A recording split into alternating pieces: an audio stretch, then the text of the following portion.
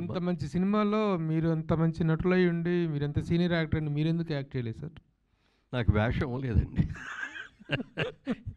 ఎందుకంటే నాకు మొదటి నుంచి కూడా నేను మొట్టమొదటి ఇండస్ట్రీకి వెళ్ళేటప్పుడు సినిమా సక్సెస్ అయిన తర్వాత ఇక సెటిల్ అవుతాము అనుకున్నప్పుడు మా ఆవిడ నాకు ఒక కండిషన్ పెట్టింది.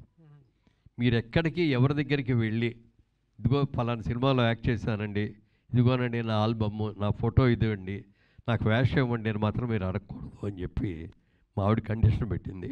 ఆ కండిషన్ నేను ఈ రోజుకి కూడా మెయింటైన్ చేస్తూ వచ్చాను.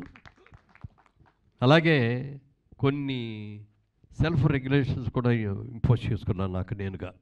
సినిమా ఇండస్ట్రీలో ఉన్నంత వరకు తాకూడదు, జోదు వాడకూడదు, రేసులకు వెళ్ళకూడదు, తర్వాత ఇంకా మిగిలిన కార్యక్రమాలు ఏవి ఉండకూడదు అని చెప్పి 100% నేను అనుకున్నవన్నీ కూడా పాటించాను.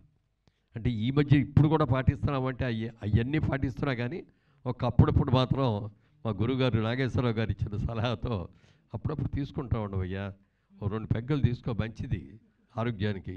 60 ఏళ్ళు దాటిన తర్వాత కొంచెం నర్వ్స్ వీక్ అవుతాయి, మరి అది యాక్టివైజ్ అవ్వాలంటే అప్పుడప్పుడు తీసుకోవాలని అన్నారు.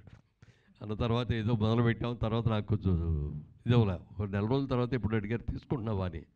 లేదండి, నేను ఇంటికి వెళ్ళేటప్పటికే 9 అవుతుంది, అప్పుడు స్నానం చేసి అక్కడ మందు పెట్టి కూర్చొని అది అయ్యి భోజనం అంటే 12, 1 గంట అయిపోతుంది, పొద్దున్నే వరకు కూడా స్పాయిల్ అవుతుందండి. లేదండి అనగానే తర్వాత ఇక అప్పటి నుంచి ఎప్పుడన్నా పార్టీస్లో మాత్రం తీసుకుంటూ ఉంటాను.